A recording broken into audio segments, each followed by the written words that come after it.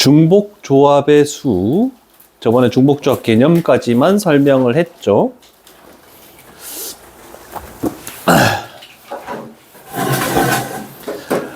자, 저번에 했던 내용을 잠깐 언급하면 n개 중에 중복을 허용해서 r개를 뽑기만 한다. 그러면 얘는 n 플러스 r 마이너스 1c r 이렇게 계산하겠다라고 얘기를 한번 했습니다.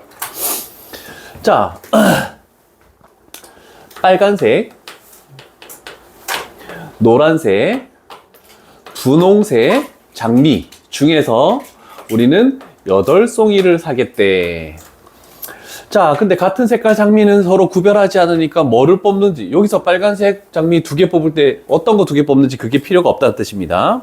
자, 그래서 중복을 허용해서 8송이의 장미를 사는 경우, 그러면 우리는 3개의 장미 종류를 중복해서 8번만 뽑기만 하겠다, 이렇게 해버리면 되겠죠.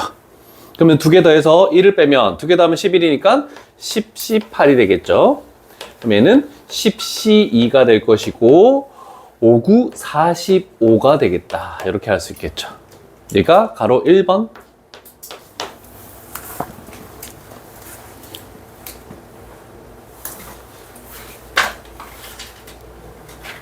잠이 안 깨? 깼어? 자, 두 번째, 각각의 장미를 요번에는 어떻게 해야 되냐면, 빨간색도 하나를 선택하고, 노란색도 하나를 선택하고, 분홍색도 하나씩은 적어도 무조건 들어있어야 되는데, 그럼 미리 한 송이씩 뽑아놓으면 되겠지?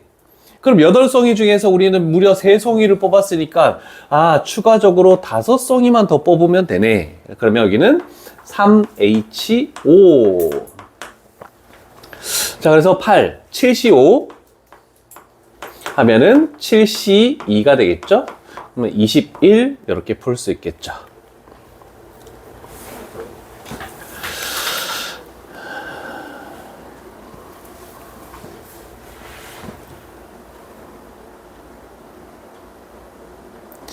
자, 투표가 나왔습니다. 투표. 자, 투표는 중요한 게 2가지 중요한 단어를 봐야 돼. 4명의 후보가 있고 9명의 유권자가 있겠대. 그러면 생각을 먼저 해보는 거야. 후보자가 중복돼서 선택이 되니 유권자가 중복돼서 선택이 되니 당연히 후보자가 중복돼서 선택이 되는 거죠. 그죠? 자, 그랬을 때 뒤쪽에 표현 중에 하나가 뭐라고 돼 있니? 무기명 투표라고 이렇게 돼 있을 겁니다. 거기에 동그라미 하나 치시고. 자, 무기명. 자, 투표는 요거는 구별할게. 투표에서는 무조건 2가지 종류가 나올 건데 지금처럼 무기명 투표가 있고 근데 기명 투표도 있습니다. 무기명 투표는 뭐냐면 투표용지에 내 이름을 적지 않고 투표하는 경우입니다. 우리가 대통령이나 이런 국회의원들이나 선거를 할 때 그렇게 선거를 하죠.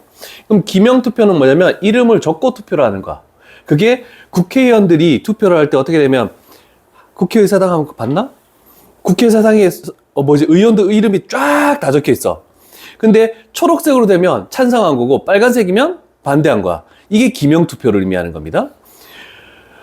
그래서 무기명 투표와 기명 투표는 2가지 차이점이 있는데 어떻게든 후보자가 앞에 오고 유권자의 수가 무조건 뒤에 옵니다. 그런데 무기명이면 누가 뽑았는지 알 수 없어. 순서가 없다? 그래서 H가 들어가는 거고 기명은 누가 뽑는지 알 수 있다? 순서가 있죠? 그래서 파이가 들어간다. 중복순열. 그래서 기명투표도 시험에 나올 수 있습니다. 중복순열을 배웠기 때문에. 그래서 우리는 여기서 하는 것은 저 문제에서는 4명의 후보자니까 4H9를 구하시오. 그래서 13이니까 12C9. 그래서 얘는 12C3으로 고쳐서 계산을 해주면 되겠죠? 그러면 기명투표면 4파이9. 그래서 4의 9제곱. 이렇게 나온다라고 정리를 해 두시면 될 것 같습니다. 뭐 답을 계산해서 다 구하는 건 하지 않을게요.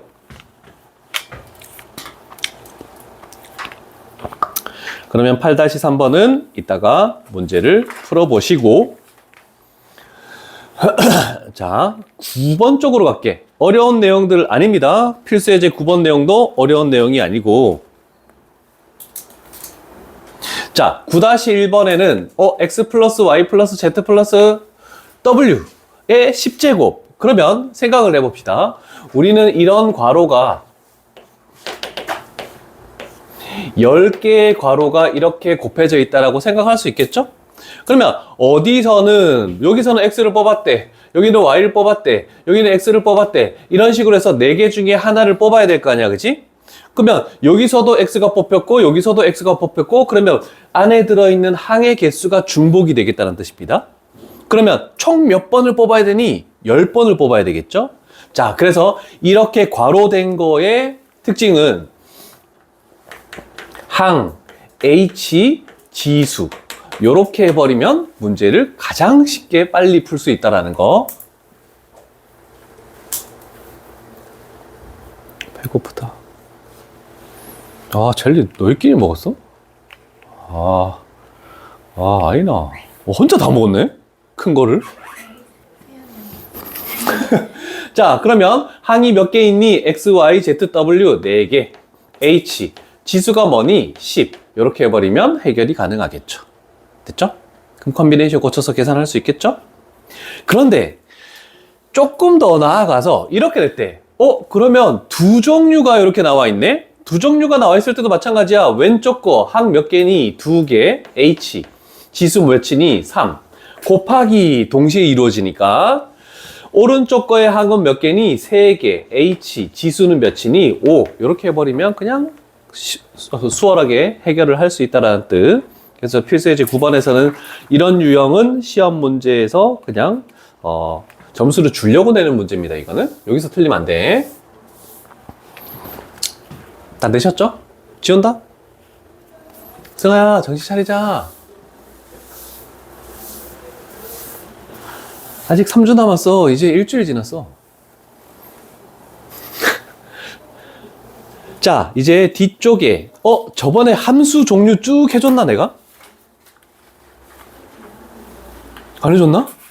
파이, p, h, c 쫙 종류별로 해줬을걸? 안 해줬다고? 내가 그럴 리가 없는데?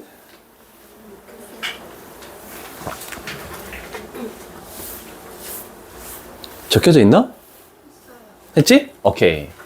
자, 그러면 우리는 항상 공역 앞쪽에, 정의역 뒤쪽에 이렇게 올 겁니다. 자, 그럼 첫 번째 공역이 7개가 있고 정의역이 4개가 있는데 첫 번째 괄호 1번. 자, I, Z가 I랑 J가 다르면 FI랑 FJ가 다르다. 저거는 1대1 함수의 대표적인 표현 방법이죠. 그러면 1대1 함수면은 P. 두 번째. 또 7 적고 4 적고 아무런 다른 조건이 없기 때문에 자, 는이 없는 부등호는 뭘 적으랬죠? 컨비네이션. 세 번째. 이 함수 값에 여기에 는이 붙어 있다? 그러면 같아도 되네. 중복해서 뽑아도 되네. 그래서 7H4 이렇게 해버리면 문제가 그냥 한 방에 해결된다는 거 이해해 두시고. 자, 그러면 11-2번은 이따가 푸시면 되겠군요. 자, 영상을 좀 끊어갈게. 단원별로 끊어야 돼서.